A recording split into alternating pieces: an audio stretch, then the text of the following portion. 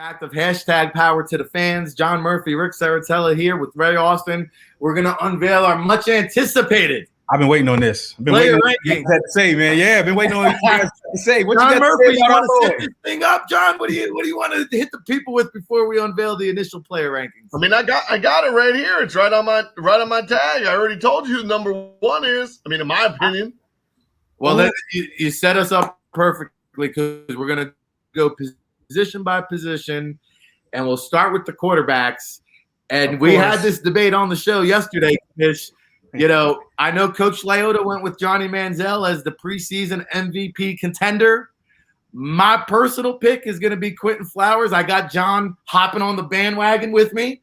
And our initial player rankings have Johnny Manziel number one, Quentin Flowers not too far behind at number two, followed by DeAndre Francois from Florida State via Hampton, David Pindell, the exciting dual-threat quarterback out of UConn, Jackson Erdman, the pocket passer out of St. John's, Braden Smith, the small school quarterback looking real good in the bubble down there in Atlanta, TJ Edwards, Ed Crouch, Caleb Lewis, Logan Marchie, Temple Tough via St. Francis, and Caden Walters, coach, rounding out our initial QB rankings unveil live reaction.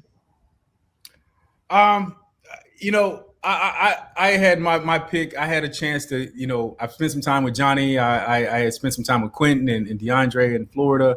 I've personally, you know, dealt with a lot of these guys. The one that I did not deal with, but is my, you know, pick. And I say this because Quavo is one of our team owners, and he called me and was like, "Man, I got a guy for you." And I was just like, "Who is it?" And the UConn quarterback, David Pindell, man, I'm telling you, I don't care what anybody says.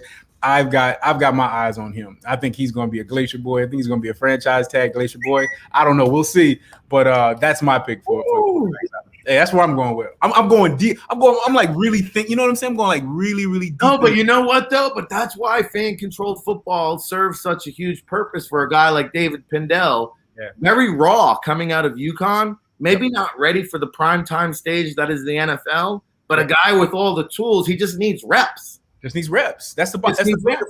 A lot of guys right now, you know, people think about there's no football being played right now. There's been no football played for a while, you know, and a lot of these guys have been sitting on the couch, you know, talk about their free agents and they're still free agents. And it's like, if you're not making tape, you're not a free agent. So I'm sorry to tell all you guys, if you're not making tape, you're not a free agent. So you got to lay something down. That's right. And David made that decision. I had talked to him and his agent, and they made that decision. Like, man, what am I going to do? I'm going to sit on the couch, or am I going to go out and get some reps and get some exposure? So I'm excited to see David come play. I am too. I'm excited for David Pindell. He's been working hard here in New Jersey, by the way, with QB coach Tony Racioppi. So I've had a chance to see him up close and in person. Nice.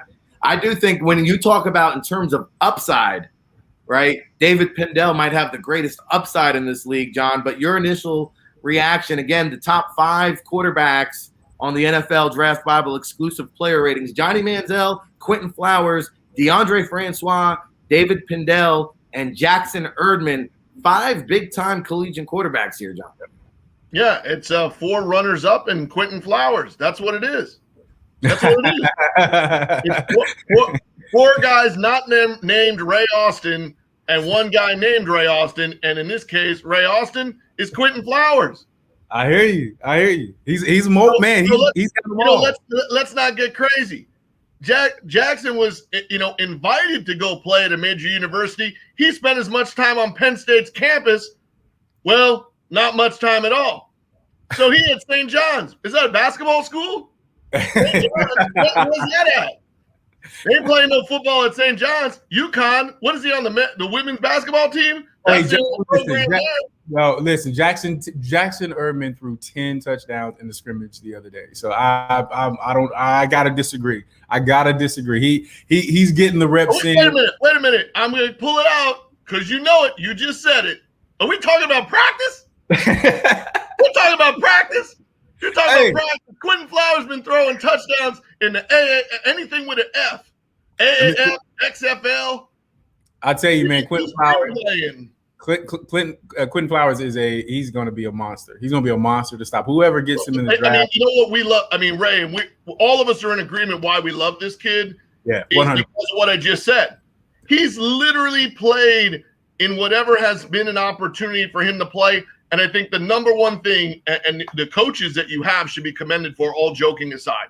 Yep. The number one thing that these guys, all of them, need is David Pindell needs to not go somewhere where they try to turn him into a receiver or DB. Thank you.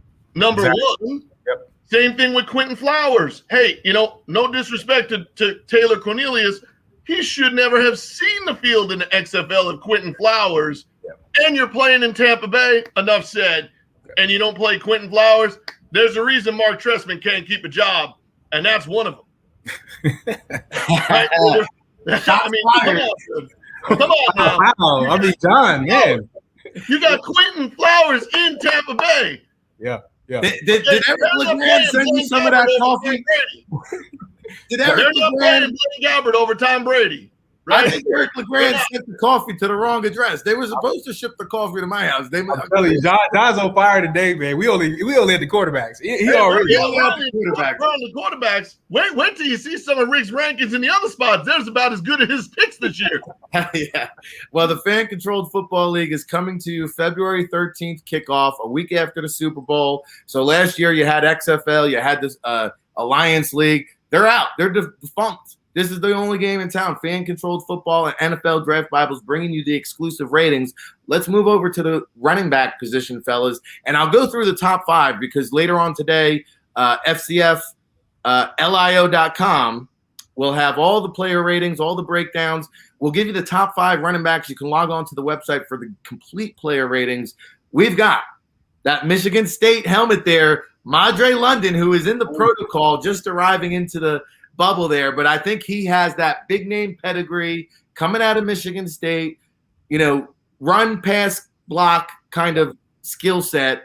And I think he is the clear-cut guy. In fact, he sits atop our running back player ratings, but it's very evenly matched up here, Commish. We talked about this on the practice film show yesterday.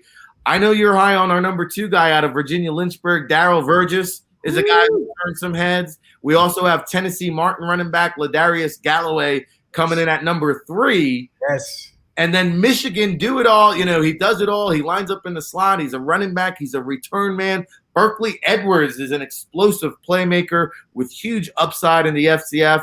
And coming in at number 5 is Anthony Jones out of Florida International University. Reaction, Commish. I tell you what, man, I got a chance to see Ladarius in person. He's a smaller guy. He's not as big as Mandrell. But I'm gonna tell you, man, he's explosive. We got, playing that super back. That super back has got to be able to get in that slot and be able to run routes. And I'm gonna tell you, man, we were able to put him in some man-on-man coverages with the defensive backs. And I'm gonna tell you, man, he's gonna be a force to stop. I still have to say, Darrell Verges, he's shaped like a bowling ball, and he's just gonna be knocking guys out. I'm gonna go with him.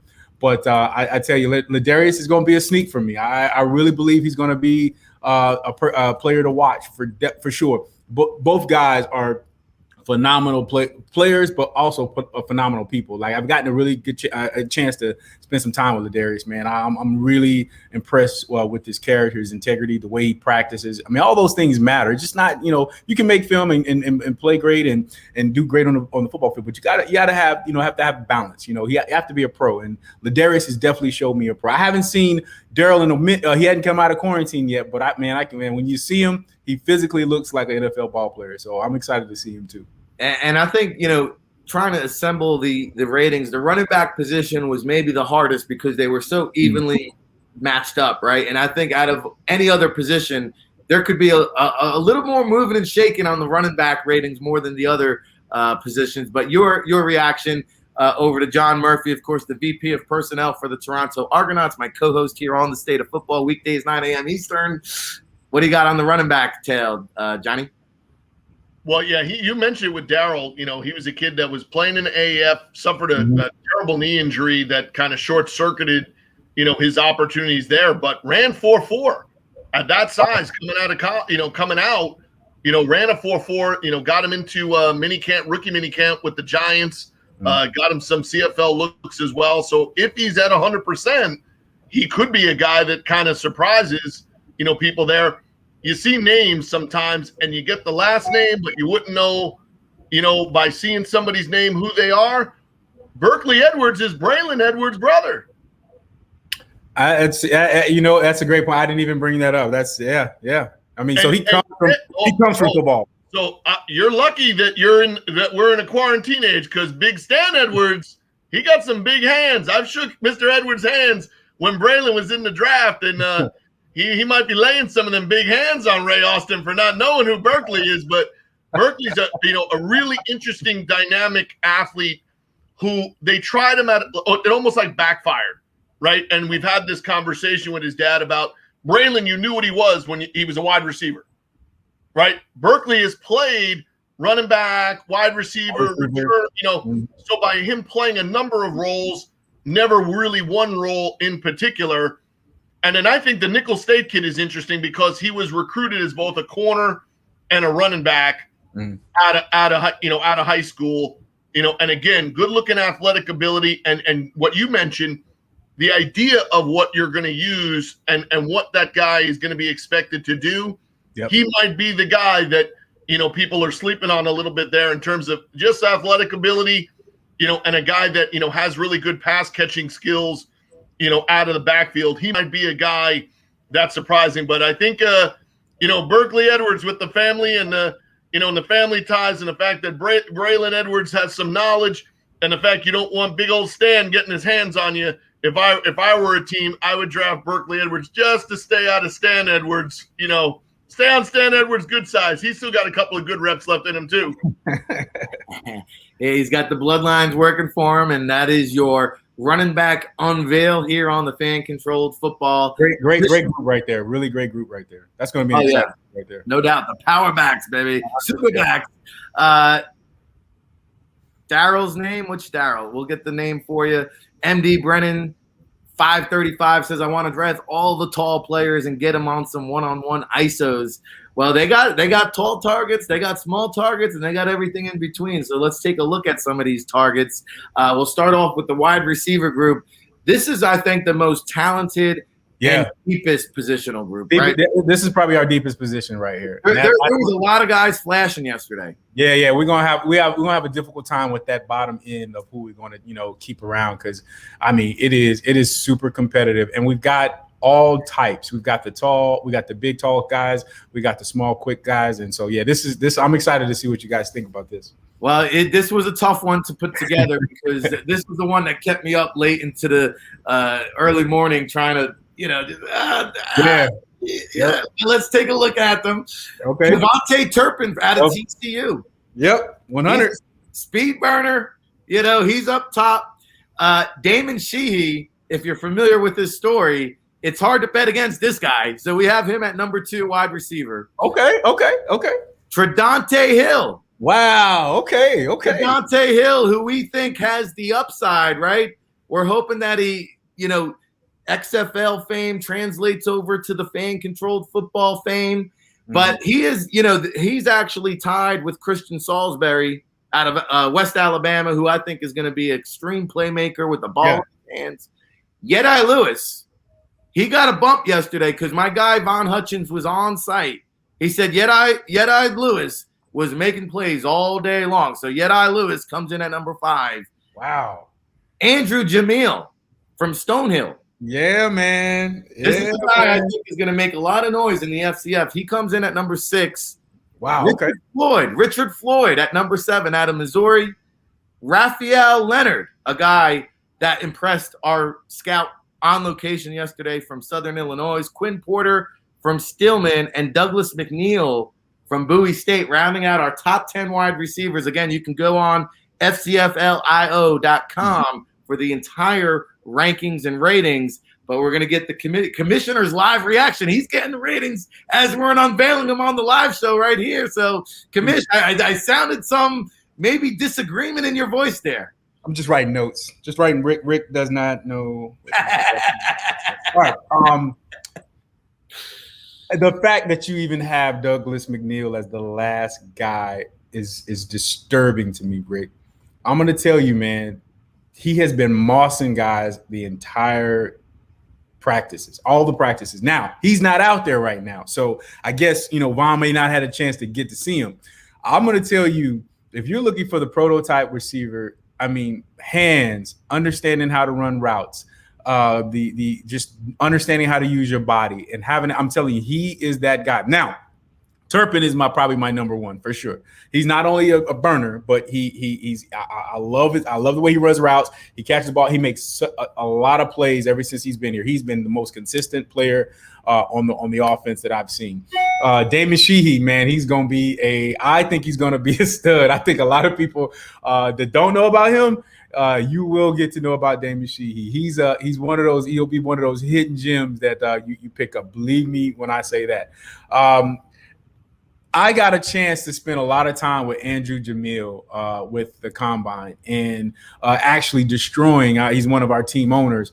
He loves Andrew Jamil. When I tell you the most, and we picked up a lot of Atlanta defensive backs that time that Jamil was at that tryout. When I tell you, with body control, understand running really crisp route. It's not the fastest guy, He's that kind of positional guy. You know what I'm saying? But he will get you your ball. He will get that ball. He catches with his head, doesn't catch with his body. I think he's going to be another steal for me. So Tridante. I love Tridante, man. Tridante's been doing a great job. I want him to start, controlling that speed. It's great to be fast. Don't get me wrong. It's great to be fast, but you got to be able to control that speed. You got to be able to come back on those comeback routes. You got to be able to run that curl. You got to be able to run that slant real fast and still be able to catch that fast ball. Because that ball is going to be coming out fast because just based off of, the circumference of the field. So that's the one thing about Tridante I want to start for him more, focusing on. And again, being practice players. That's the one thing I'm looking for these wide receivers. Like, who is a practice player? Turpin is a practice player. He comes out and he practices well. I watch him. I'm like, all right, he's going to play well. He's preparing his body. He's preparing his routes. I can see him thinking about it and moving. And when he gets off and after he does a route, he'll talk to the coach, and you can see him really focusing on his route. So those are my top three. And someone we haven't talked about, and he's back in quarantine, and it's a story that he might not be in the top 10. And people probably don't even know where he even fits. But James Harden is a guy that has been, looking for a chance to play. We don't know if we're going to put him at super back. We don't know if we're going to put a wide out. But I'm so curious to see how this guy plays. He's one of those guys that been trying to be seen. So we're gonna give him a shot. So I'm gonna I'm the commish, man. I can throw some motivation in there and say, you know what? Forget those guys that played and did the XFL and the spring league. We're gonna give a chance. We're gonna give somebody else a chance. So that's how I like that. Commissioner Ray Austin here of the Fan Controlled Football League, the NFL Draft Bible Player Ratings Unveil Show with John Murphy, Ric Serritella. It sounds like we've got a consensus top dog at the wide receiver with Kevontae Turpin. We can agree on that. We can agree on that. Well, the other ones I don't know. I gotta go back to my list on that, Rick. Well, Douglas Mcneil sounds like we've got to go back and watch some more of this practice film, John. But I'm curious because honestly, I'll be truthful here. The top 10 wide receiver rankings, you can ask 10 different people how you would rank them. You'd probably get 10 different answers. So let's go over to our residential GM, the VP of Player Personnel for the Toronto Argonauts, and our GM here at the NFL Draft Bible. John, how do you kind of see, or how do you react to these wide receivers? Come on, John, bring it home. It had to be that what you mentioned, that Mcneil was not practicing, because the impressive thing with him was he was playing arena football as a receiver. Yep. And a Bowie State graduate as a receiver. And the Seahawks picked him up during the Legion of Boom time, took about 3 looks at him at receiver and said, boy, you know what you really look like? You look like one of our DBs. And flipped him to DB. He spent most of his time on NFL practice rosters as a DB at that size, right? Which is incredible. Incredible. When you see him, in terms of, natural size and length. Anytime you can say the name Jedediah, like you can't not want to draft that kid. And he had one season at Sam Houston where all 5'8", 180 pounds of him, but I don't think they ever had to clean his uniform, because he had about 60 catches for 900 yards and 11 touchdowns. And I don't think anybody ever got him on the ground or got him near the ground. The only time he was, getting dirty, was his dance moves after scoring touchdowns in the Southland Conference. So he's a kid that, again, in this type of opportunity, when you're talking about winning one-on-one matchups, you got Douglas McNeil with a chance to win him on, with that size. And then quickness of a guy like Yeti gives you a chance to say, like, hey, what do you like, right? Whether it's as the coaches, whether it's as fans and you're drafting those guys, you could see a different guy. Like, it will not be surprising. I don't think we're going to see a Cam Phillips, just run it off and lead the XFL every week. There's going to be a different guy, probably every week that could be, the leading receiver. And I'll say, you mentioned another one. I've been able to see him play. The Salisbury kid is legit. And that program is very underrated. I know you got Alabama. I know you got Auburn. I guess Auburn plays football. I know you got South Alabama. We were just there. Yep. But West Alabama and North Alabama put out some ballers. In West Alabama, they get the athletes that can't sometimes get into the other program. Just leave it at that to be politically correct. Yep. But their athlete quotient at West Alabama is unreal. Yep. And then you look at some of the guys that are playing and have gotten into the pro levels, and they just keep taking their step up. Wouldn't be surprising if Salisbury's not a kid who can stay not only in the top 3, but take a run at Turpin, for that number 1 spot in a given week. Yep. There's somebody in there that could jump up and be a top 5. Yep.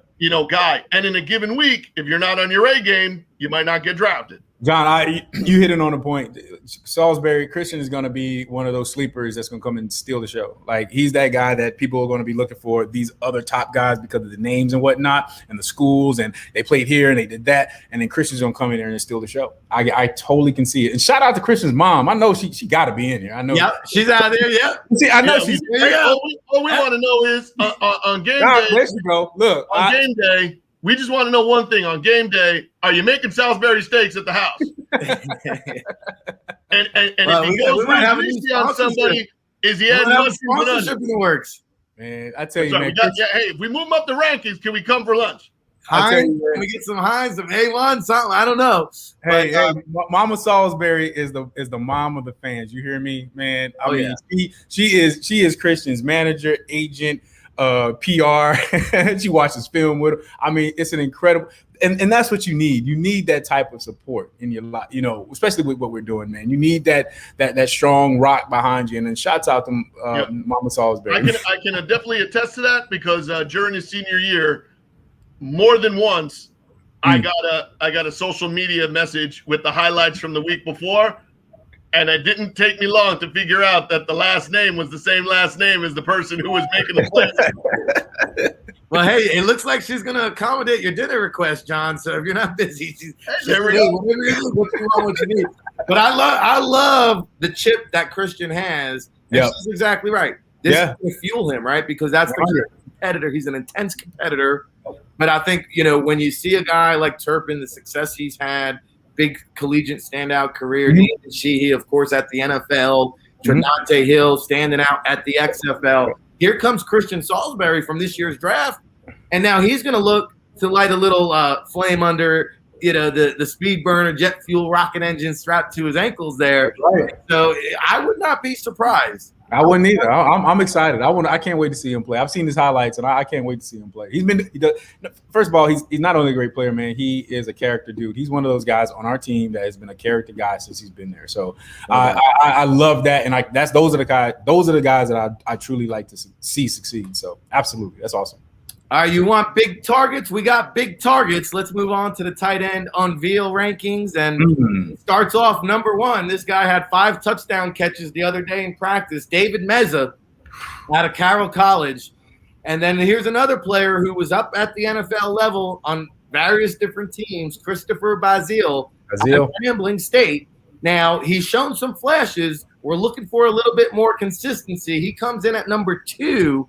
Followed by Elkanah Dillon, Oregon, USF, versatile tight end. He's our number 3 ranked guy. John, no surprise to you, my Wagner hybrid, H-back, fullback, tight end, do it all. Ben Seskowski coming in at number 4. And then rounding out the top 5 is Darren Dowdle out of Winston-Salem State. And Commish, again, I think we have a consensus here at the top. 100%. The other guys kind of coming in line. I see John shaking his head. No. But I was on the live practice camera show. I'm telling you, man. One and two can flip any day any day that I've seen one of them. I mean, Meza, Braz. I love Braz. Braz is a great guy. Braz is he's a practice guy. Like I look. That's what I look at. Like how you practice. Are you a pro? And those guys have been there. They understand it. They get it. You know what I mean? So 1 and 2 can flip either way depending on what week. John, your thoughts? It isn't even close. It isn't even close. It isn't even close. Carroll, did you say the guy from Carroll? Carroll? What is that? What is that? What is this supposed to be? That guy from Carroll can't carry. Chris Bazil is 1. Bazil Chris is 2. Christopher Bazil would be 3. And then maybe the Carroll kid could be 4. There's not a shadow of a doubt that I'm taking Chris Bazil, number 1 at tight end. And let me give you 3 reasons. 1, he went to East Jeff High School, 10 minutes away from me. 2, we both shop at the same stores. And 3, he went to Grambling. I'll take the kid from Grambling in the SWAC, playing down in Atlanta. I'm taking Chris Bazil, number 1 at tight end, no matter what. I hear you. I feel. And the thing is that used to be a very, that Grambling and tight end used to be like hand in hand, one of their key positions. Man, that kid was there just at the right time. He played. His quarterback at Grambling was Doug Williams' son. Oh, wow. Doug Williams, who's now in the NFL, I believe, as a coach or scouting assistant, is in that side of the game. But he played with good talent around him. And the thing was that all he was getting is kind of those 15, 20 catches a season. Yeah. And wasn't really, used in the way that he has. But you'd be shocked if you did a kind of an all-out workout day with everybody in the FCF, that kid would finish pretty much top 5 or 10 in every athletic category. And if we want to draft the best power forward and play some, hoops on the side. I was about to say it. Yeah. He's the number 1 power forward and the number 1 tight end. So we'll hit refresh, and maybe you guys will get it correct the next time. I'm just saying, man. Look, I'm a Braz fan. I have to say. Oh, here we go. Practice. He's talking about practice. I am talking about. I'm just saying he's one of the better look. Like he looks the part. The man's hand is about as big as mine. I mean, and this is an NFL hand. You gotta. I'd say he fits the part. He's been a great blocker. He's been mossing some of those defensive ends and safety. So it's been great watching. Ray Austin ain't out there yet. You say what? Ray Austin ain't out there yet. No, he don't want none of that. I don't. He don't want me to come out. That's different. Hey, it's the Commissioner Ray Austin here on the Fan Controlled Football Player Rankings Unveil Show, brought to you by the NFLDraftBible.com, now part of the Fan Nation Network, powered by Sports Illustrated. And if you're enjoying the banter, if you're enjoying the fun that we're having, we're going to do this every Wednesday, because on Wednesday nights are the actual fantasy draft where you can pick your players just like we're picking players here. You get to do the draft every Wednesday night. So we'll have the commission on to kind of, say, hey, who's the risers, who's the sliders, and who are some of the surprises. And that's what we're going to do here every Wednesday throughout the season, kicking off in the bubble February 13th, first draft February 10th, Commish. That's right. And you know what? We're talking about the draft, but if we just move a little bit forward, we're also going to have what we call man up. So we're going to allow the receivers and the DBs to go at it for a little while. So you guys, just as we do practice, it'll be a live one-on-one drill with the quarterbacks. You get to see the quarterbacks that you want to draft. You'll see the wide receivers and DBs too as well. So that is look, if you've never seen one-on-ones, when I went to University of Tennessee, I went Tennessee when Peyton was there. And we literally, when the horn blew and it was one-on-one drills, it was like the world stopped. All the scouts, all the NFL scouts came and watched.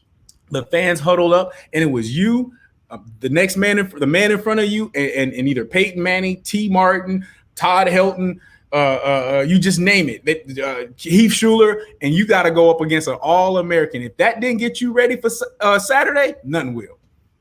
Absolutely. Ray Austin here, commissioner of the Fan-Controlled Football League. Ric Serritella, John Murphy. Okay, man, let's move on to offensive linemen. I got a chance to see some of those one-on-ones in the trenches yesterday.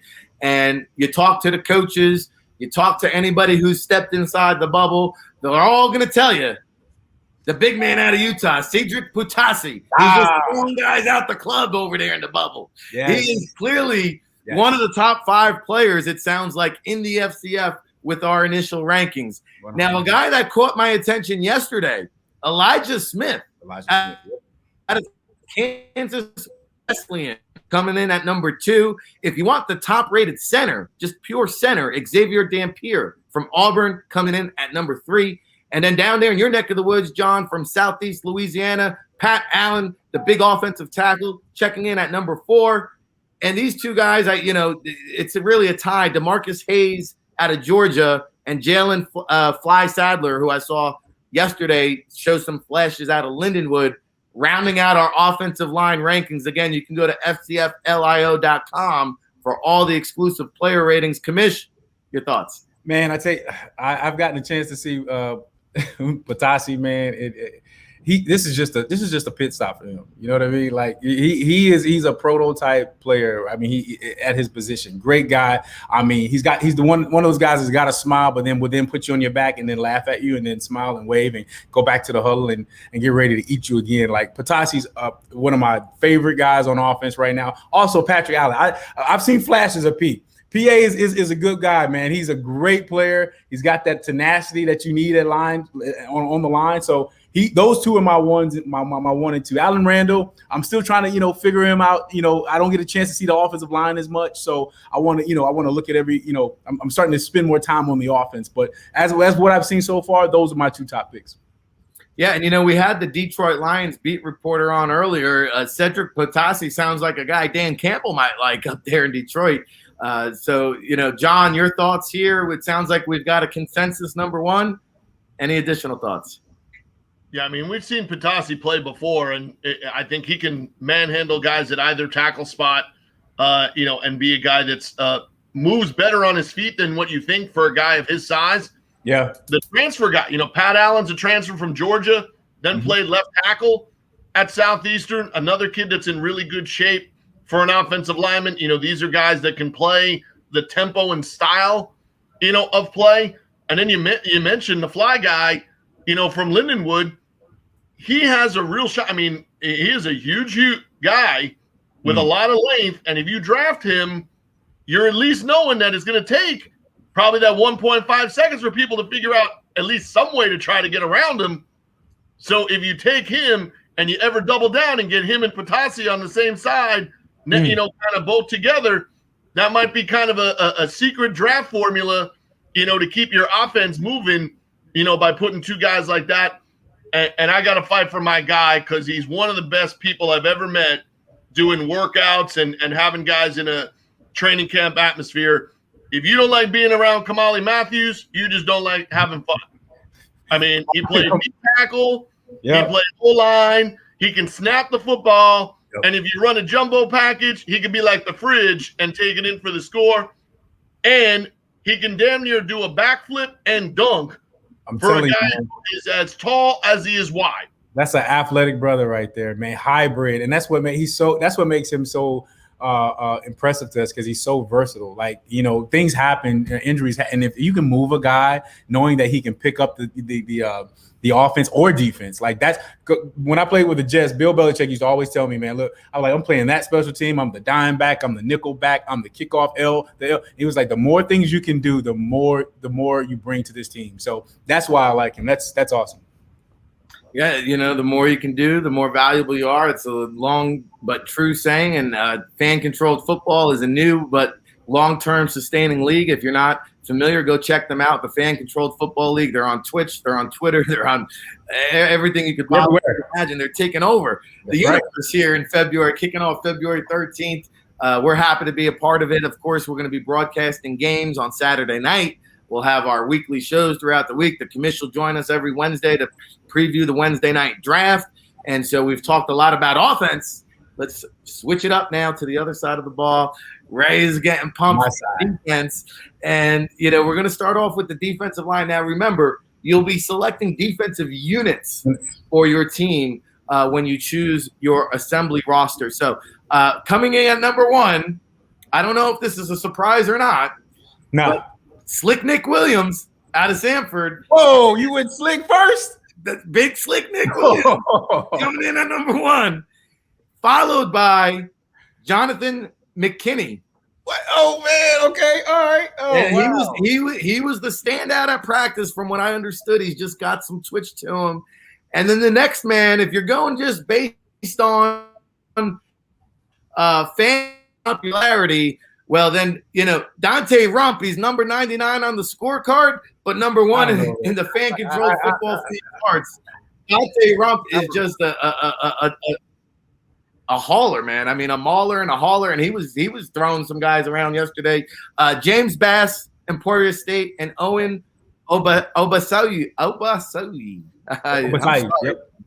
from Hampton, rounded in the top 5. Yeah. I had to. I got to disagree on a little bit of that. I seen Dante Rump. I don't know. We thought he killed someone, but we had to go make sure that the person wasn't dead. He is a baller. You hear me? He has been here the least amount of time of the other defensive line and came in shape. That was the biggest thing, because he a big boy. He is wide as all outside, and he came in shape. And that's what I love about him, because you can tell he's a pro. I don't know if you guys know his story, but he's been a freaking blessing since he's been here. And I like those big guys that's not afraid to get dirty. That's my number 1. And of course, Slick is my number. Slick is, 1 and 2 can probably go back and forth, but Slick is not only he's another one of those McKinney. He's versatile. We could flip Slick over and play tight end in a heartbeat. I mean, I would literally put Slick on a 1-on-1 against a defensive back. That's how versatile that dude is. I mean, back flipping and I mean, the dude is he's Shaq playing football. You know what I mean? And you can put him on either side of the ball is what I love. And shouts out to OTO. I always got to give that's his brand. Shout him out. OTO is his brand, and I love that he has been that locker room player that you have to have on your team. And so shouts out to Big Slick, man. Well, all 3 of these guys got a great story. You mentioned Dante Rump, a cup of coffee in the NFL, camping out in tents, trying to, get an opportunity. Here he is in the fan-controlled football. Jonathan Mckinney, no college experience, and Slick Nick Williams, a guy that can just get after the quarterback, along with some of these other guys. James Bass out of what was it, Kansas? I think he was. He's mate. Yeah, great man, great guy, great player. I mean, he's shown some flashes. Like he'll be somebody that you'll see getting reckoned with. I'm a fan of. I'm definitely a fan of Bass for sure. John, your thoughts? Yeah, this is a deeper group than you kind of probably expect out of them. The kid from Southern, again, not the height that you might naturally be looking for at the NFL level, but was a very effective pass rusher at Southern. Trevante Valentine is a man. He's a mass. He's a massive individual JUCO kid that, then rotated and played downs, at LSU. I got to ask you, Ray, because, we let the cat out of the bag, several weeks ago when we saw you on Chicago PD there, possibly hanging in there. Now, is my boy Clevica Smith, is that the same one that's trying to do some football and acting at the same time? We got a couple guys. That's one of them, and Clevassier Love too. We got a couple of guys that's trying to step in my shoes. So I got. You messed it up because it's past the Clevassier. But Clevassier, hey man, listen. Clevassier is probably the smaller of our defensive guys, but he's probably the more focused to me. He is really trying to learn the system. He knows that's he's giving up that weight that some of the other guys are, but he's trying to figure it out, and that's what I love about Clevassier. Yeah, and we've talked about, and this is the key part, that we can talk about the kid that played at Kansas, LSU, the major universities. When you go and do a quick research of this kid, you can't find somebody that you're rooting for to be successful in general. 100%. Right? He's from Crenshaw, right? He was not only a decorated athlete, but a decorated student athlete at Crenshaw High School multiple times, Yep. Being noted for not only his athletic performance on the field, but his academic premise, off at 3.5 GPA in high school. Obviously a talented enough guy, to draw your attention both on the field and off the field, and always on the screen, evidently. Yeah. You're seeing guys that turning those success stories around and saying, whether it's, in the prime time, on the focus, on the camera, or if it's behind the scenes, working at this position, a guy that played center, defensive line in high school at 200 pounds, you got to be a tough to be doing that. Man, and I think, I know we're talking football, but that's another thing about the FCF. That's what we're doing. We're trying to grow men and grow their brands at the same time. So, that's me. That's what I did. After I played football, I jumped into the entertainment industry. Like there's life after football. Don't get me wrong. Football can be that platform that takes you to your next transitions you to your next career. So, I mean, you got to think about it. Football is the best part-time job you'll ever have. You know what I mean? And it sets you up for your future. And that's what we're trying to do. Everybody always asks me, what did you get out of the NFL? I'm like, I don't know, with a bad shoulder and 2 bad knees. I got access and I got a network. And that's what we're trying to create with the FCF, a platform of access and network. So every week, last week, I didn't even tell you guys, Rick, last week we had Arthur Hightower, the senior director player engagement for the LA Chargers, talk to the players for literally an hour. And we've got a whole bunch of people that we're going to have, because it's not just about football. When you play football, like all of us, when you play football, the next thing is when it's done, you get back to football. That's how it works. It's a cycle. You have to find where are you gonna get back to football, because football is so great and you take from football, but when you're done, you got to find a way to get back to it. So shouts out to all the guys that are working on their brands. We got a couple guys that have businesses. We're doing business with a couple of players. We're doing business with players. You understand? Kavase is one of them. He's got a great. I don't know if you guys seen those resistant bands. We're gonna do business with him, because we would say, you know what? We only have so much time we have in the weight room. How about giving our guys an extra workout in their hotel rooms? So that's the type of thing we're trying to do with the FCF.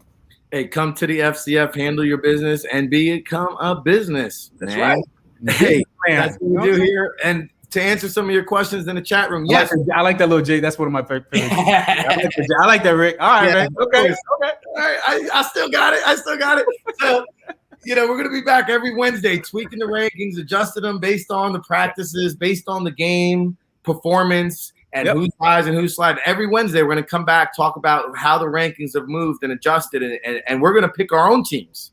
Exactly. And compete against you guys at home and see if you can outshine the GM of the Toronto Argonauts up there who thinks he's got it all figured out.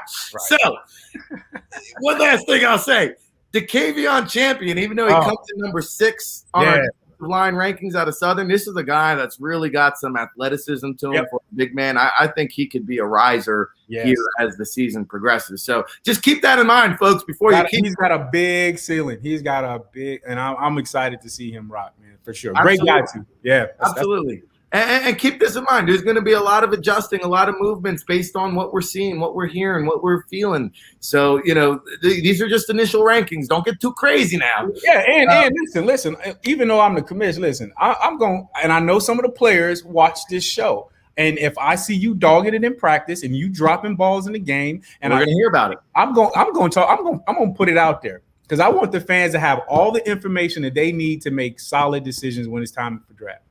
That's cool. And you guys, everything you do is transparent. The practices are filmed, podcast live, the unveil show, the draft show. Everything is transparent. There's no hiding in the FCF. Not even Johnny Football can hide there in the bubble. So make sure you keep it locked. Make sure you subscribe to all the social media platforms, the networks. And there's some players here now in the linebacker group. On the offensive side, there was a lot of depth at wide receiver. On the defensive side, you take a look at some of these linebackers. Woo! I already know Marshawn, Money Lynch, if you're watching, I know he's going to hate me for this. Dante Lynch coming in at number 6. We'll work backwards here. Dante Lynch coming in at number 6 because that's how talented this linebacker group is. At number 5, we got Jordan Harold of Missouri.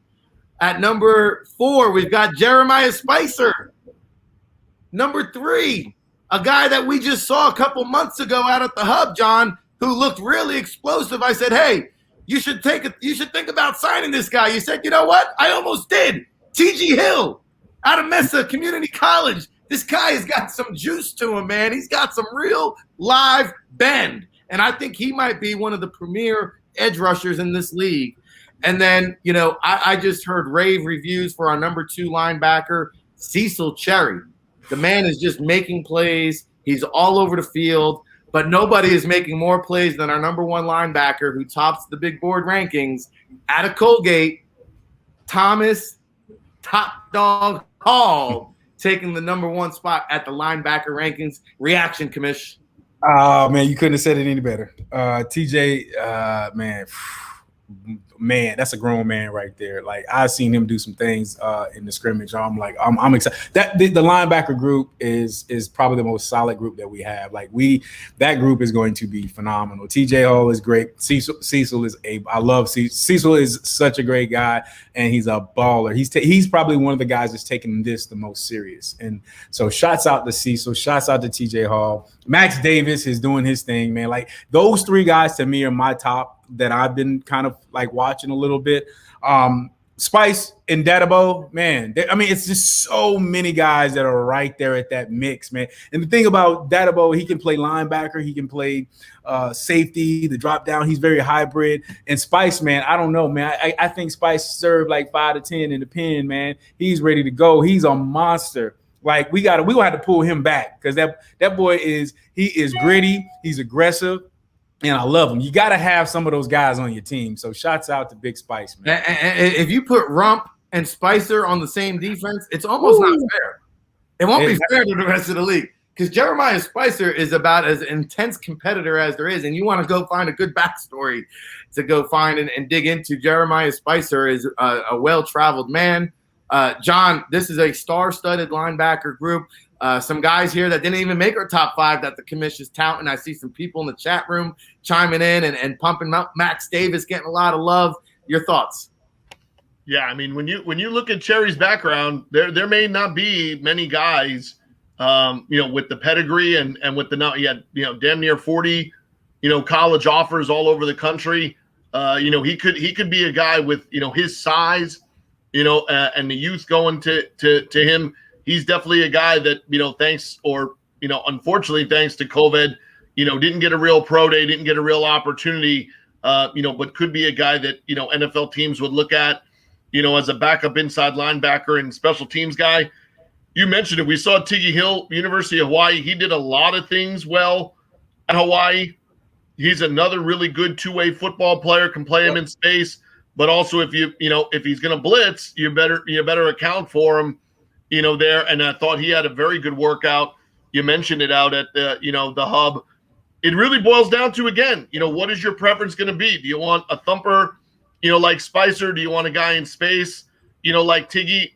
One thing that you're going to get your money's worth, out of whoever you draft at that position, and probably a group that whoever doesn't get picked, then will come back the following week, and when they do get to play, you're going to be dealing with a problem, because I think the competitive value of that position will be very interesting to see because it is, again, very balanced. And from one week to the next, I think much like we said, you could have a different leading receiver, probably have a different leading tackler every week out of that group. Agreed. Yeah. And I know we didn't talk a lot about Dante Lynch, and that's Marshawn's brother. He's been here with, and it's like I said, that this group, the linebacking group is just so solid, and so trying to seeing him get in and see flashes of them are great. I'm watching film. I'm in the film room all the time with guys, and that's the thing that people forget about. Hey, you can look great on the field and run around and catch balls, but you have to be a student of the game. You can't make not only just miss tackles, but you can't bust assignments. You know what I mean? So I think for Dante, he's starting to understand the defense, and it's tough. Some guys are used to playing one way, and now you have to be able to pivot. And that's why I think once Dante finds his lane, I think he's going to be right there with the rest of those guys. Yeah, I think there's going to be a lot of movement in the linebacker position because definitely. And not too far behind is the defensive back position. This, again, very talented group, very deep group. Shout out to a couple guys who didn't make the top 5. James Gale Jr. from Princeton, right here in my backyard, someone who I've had a fond memory of watching him play here at Princeton University. He did not make the top 5. Dylan Winfrey from Central Arkansas, another good-looking player, just didn't make the cut because it's just so deep and talented.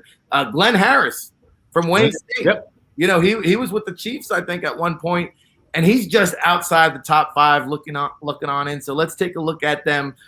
Coming in at number 5 out of Georgia is Dominic Sanders. Oh man, okay. I didn't know. I didn't know if you knew because he hadn't been out there yet. He hadn't been out there, but I didn't want to cut you off, Rick. But Dominic probably has the best highlight film that I have seen out of everybody. And I was watching his film like, how is this dude not drafted?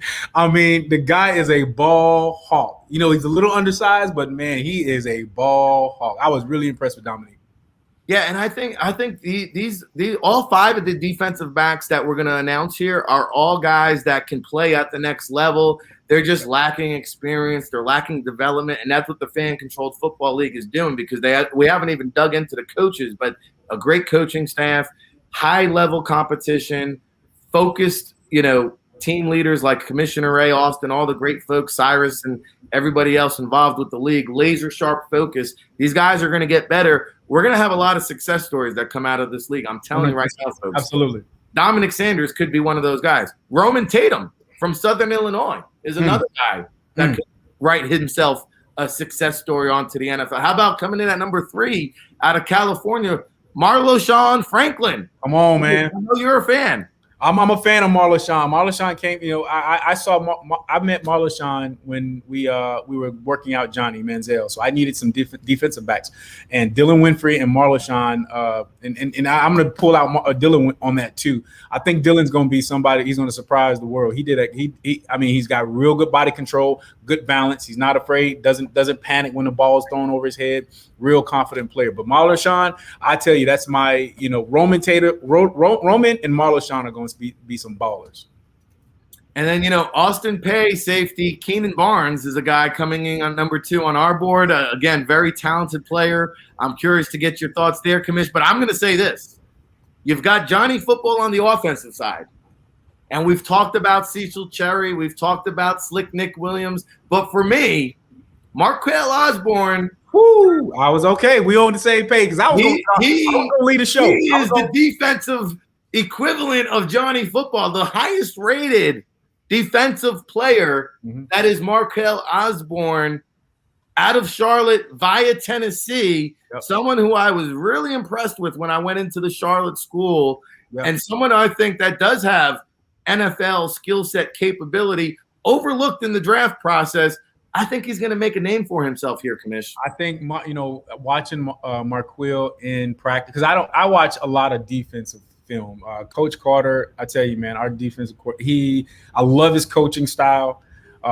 He slaps him on, he slaps him in the back of the head, but he also picks him up with a hug too. You know what I mean? So he doesn't he's not always down your throat. He tells you what you're doing wrong, but when you do something right, and that's where Markelle is he's a student of the game. He's a pro. He's really starting to understand what a pro means. He's probably picked everything we're grabbing. He's putting in his toolbox, and I'm super excited about Markelle is going to be a baller.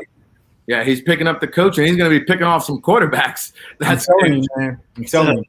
Fan Control Football, the Player Ratings Unveil show here on the NFL Draft Bible, now part of the Fan Nation Network, powered by Sports Illustrated. Ray Austin joining Ric Serritella and John Murphy. John, defensive backs here, linebackers, defensive backs, 2 very depth-filled positions on the defensive side of the ball. Your thoughts here with the initial rankings? Yeah, there's a lot of guys you can pick from. Keenan Barnes is a transfer that went to Austin Peay and flipped from being a leading receiver to then playing DB at the end of his career, and the size element of over 6'2", 210. If you can show the ability to cover at that size, it's going to help you. And a couple of the smaller guys, Dylan Winfrey has done a really good job, in arena football. an underrated kid in terms of like college game film. OBCDs from Cal Lutheran at that level killed it at Cal Lutheran. And so I think you have a number of different ways you could go, at this position. You mentioned it. Osborne had 2 picks in a game against Kentucky, playing for that team. I don't know. What was the name? What was their name, Ray? I don't know. What are you talking about? I think he played in college at a team that wears orange, but never mind. But he's again a kid with really good natural size. I think Osborne's big thing is showing that does he have that elite deep speed? Yep. And even if you don't, if you have those kind of ball skills, and you can either undercut shorter routes or at least stay in the hip pocket, stay in position and make a play, he does seem to have that kind of just that knack of being at the right place, right time, last minute, make a play on the ball. So there's a number of exciting guys there. And then you mentioned it, seeing the matchups and seeing that there's guys with length on both sides. And then there's the quicker nickel dime kind of DBs. And then there's guys like Yeti and folks that we mentioned there. The one-on-one matchup parts of this, you better get it right, because if you pick the wrong guys on a given week, that scoreboard might not go the right way for you. And see, that's what I would love. I want to see those matchups when you got a Sheehy going against a Markelle, or Dylan going up against an Ocho, or Douglas Mcneil. The smaller DB up against the bigger, taller receiver, or vice versa, the bigger, lanky cornerback, but the quicker, Turpin type guys. Like that's where the fans gotta, they have to be strategic and figure out, like, man, who do I want my one-on-one, because the one-on-ones are the extra point. There are no special teams. The one-on-one drill is the extra point. So it's you guys got to be very, very careful and very, very strategic on who you pick as wide receivers and quarterbacks on your team, because the one-on-one is going to be locked down. That's where I'm going to be. That's going to be the best part. That's what I can't wait for. That's that energy I just can't wait for. And I think if I looked at one guy in that group of guys that will probably should make, well, he better make it, the biggest difference from here to week 1, Lashard Durr could have the highest move up. Because there's times in Mississippi State where he was a dog, D-A-W-G, and then there were times in Michigan State where he was the dog and they took him for a walk, D-O-G, and not in a good way like Snoop. He was getting walked down the field sometimes in the SEC, but other times he showed up at Mississippi State, and it's not LSU, it's not even Tennessee, but Mississippi State turns out DBs, on the regular, and he was a very, very good SEC football player at Mississippi State. That's probably somebody that's being slept on a little bit, but hey, a lot of times Rick does that. He'll fix it. And it's going to change, man. And when I was at Tennessee, it was like you had 9 guys that could play at any time. And I think that's where we are when it comes to the defensive backs. But it all comes down to me at the end of the day, technique, and do you blow coverages? You know what I mean? So because we're not just playing man, we're playing a lot of zone, and guys have got to be able to pick that up and pick it up fast. And with the type of players that we got, man, I'm super excited. I was looking at what SoFam said. Like, question for me was, what 4 groups list as lockdown, bulldozer, bad boys? I would say lockdown. Markelle is a lockdown. Roman Tato, he lockdown. Dylan Winfrey's going to be considered a lockdown for me. I think he's doing well. Bulldozers, rump all day. Rump, TJ Hall all day. Bulldozers. They were bulldozing in practice. And you talk about bad boys. I told you, man, I think Spice is still probably on probation, man. The boy is a monster. I cannot wait to see that boy play. You better check and see if he's got that ankle bracelet going on in the bubble down here. Football. Hey, we got another question coming in. Ecrop123, who do you like as a backup quarterback option? We'll go back there real quick. Brandon Smith, to me, is a guy that I've heard a buzz about. Franklin College, small school guy. TJ Edwards, Southwest Baptist, another guy that was out at the Hub football camp. Caleb Lewis, John from LSU, your neck of the woods. And Logan Marchie, Caden Walters, they're all in the mix there. I'll go over to our residential GM, VP of Player Personnel for the Toronto Argonauts, John Murphy. Who do you like here with your backup quarterback option? Yeah, the thing with Caleb is just, hey, you go to LSU, that's your dream, to go there. And, well, you went there. You can say that. You have LSU listed there, but this is where your opportunity is to make a name for yourself, in terms of you had the skill set to get there, right? Certain things happen and you don't get an opportunity to play. So I think it's very interesting to see the combination of a big school guy that was kind of trapped in the depth chart versus a couple of smaller school kids. And Braden Smith's film is legit.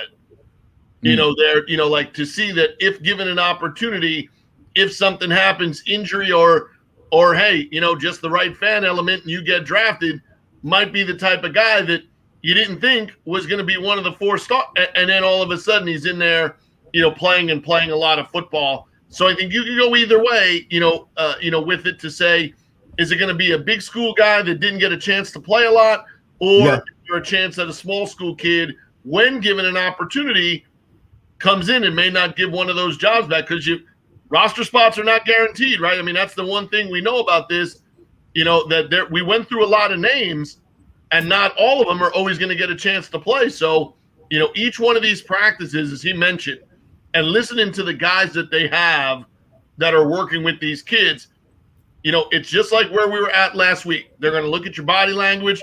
They're going to look at you from practice to practice. Yep. They're going to watch you when you're interacting with folks. They're going to watch you when they're doing the non-football things. So, hey, if I were you, I'd leave my phone and my iPad in my room unless I was doing something for business, and understand if you're in that bubble, it's not to play video games and it's probably not to swipe left or right. And this is the fan-controlled football league, created for the fans, controlled by the fans. Commish, I'm curious to know, because John just brought up an interesting scenario. Yeah. Do the fans have the ability, say the quarterback's struggling in the first half and they want to see Braden Smith come out and start the second half? Is that something they'll be able to vote on? How does that work? Absolutely. I mean, we're talking about possibly having the quarterbacks play 3 series and then the backup comes in, because we want everybody playing. And then when it comes to the fourth quarter, allowing the fans to vote who plays that fourth quarter. It happens all the time. Think about Ohio State. They always got 2 dynamic quarterbacks. And all the time, the coach is always trying to figure out who to put in at what times. We want our fans to have that option to go, you know what? I went with Logan Marchi. He did okay, but you know what? I want to pull the ranks in and put in Caleb. And then we want to give the fans the opportunity to make. Is there going to be like a little Steve Spurrier emoji for that? Very cool, innovative technology. Steve Spurrier emoji, your backup quarterback is then on red alert, knows to start warming up. Hit the Steve Spurrier emoji. And look, that's what the NFL the best. I say the 2 best positions in the NFL is long snapper and backup quarterback. You'll play forever. And we don't want that. We don't want you sitting the bench. And we want you ready and prepared to come in every week. Everybody's going to play. That's how we look at it, because we want everybody getting a look. We want everybody coming here and making tape, making film, like we said. Well, even better than the backup quarterback this season was the quarantine quarterback. Josh McCown still collecting checks. So, this was the fan-controlled football player ratings unveil show, brought to you by the NFLDraftBible.com, now part of the Fan Nation Network, powered by Sports Illustrated. Ric Serritella, John Murphy here, bringing it to you all season long. The season kicks off February 13th. The first live draft will be held February 10th. We'll have live broadcasts in addition to the Twitch channel, Fan Controlled Football. John and myself and John Laub will be bringing you an alternate broadcast feed on the NFL Draft Bible Twitch channel. They'll be pumping in the footage. We'll pop on guests like the commission, others involved with the league. Buckle up. It's a double chin strap affair. It's going to be a fun ride. Commish, final thoughts here on our listening audience before we get out of here. What else do you want to tell all the fans at home? Look, neither 3 of us know what we're talking about. That's why you guys are here, okay? There's going to be some players that are going to come out of the woodworks, come out of the roots, like Troy Evans and Jeremiah Dadabo. Like, they're going to be some guys that you don't know. Dylan Winfrey, you never heard of these guys as much. I guarantee you're going to get some sparks out of some players, and you're going to be like, man, I'm going to take that guy over that guy. All we want you to do is to come to our practice, come to our live practice, see the players. Come watch our weekly draft. Go watch the Man on Man, the Man Up show. When you get to see these guys go one-on-one and you see who you want to draft on your team. We're taking this serious. It's not about doing this on Saturday. This is every day. If you really bleed and love football, instead of sitting on the couch telling everybody and yelling at the screen, telling the coach he don't know what he's talking about, looking at the jersey, say those are ugly, do something about it. Get off the couch and become a part of the FCF, the Fan Control Football.